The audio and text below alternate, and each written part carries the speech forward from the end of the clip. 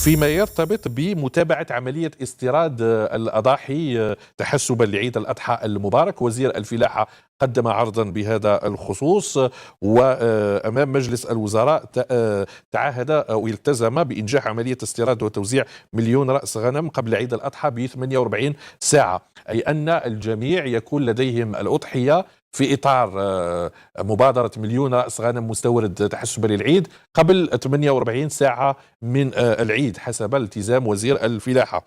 ووجه بهذا الخصوص رئيس الجمهورية أمرية أو وجه تعليمات بضرورة المتابعة لإنجاح تعليمات بالسهر بصرامة أكبر ووتيرة أعلى لإنجاح عملية الاستيراد وتوزيع الأضاحي في أحسن الظروف.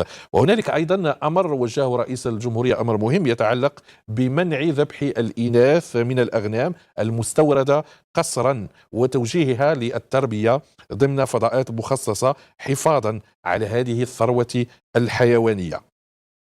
إذا ثلاث نقاط ترتبط باستيراد الأغنام: أولا التزام وزير الفلاحة بإتمام عملية توزيع الأضاحي المستوردة لمستحقيها 48 ساعة قبل العيد. ثانيا الرئيس أمر بتنفيذ هذه العملية وإنجاح عملية الاستيراد وتوزيع الأضاحي في أحسن الظروف. وثالثا أمر من طرف الرئيس أيضا بمنع ذبح الإناث من الأغنام المستوردة قسرا وتوجيهها للتربية ضمن فضاءات مخصصة حفاظا على هذه الثروة الحيوانية.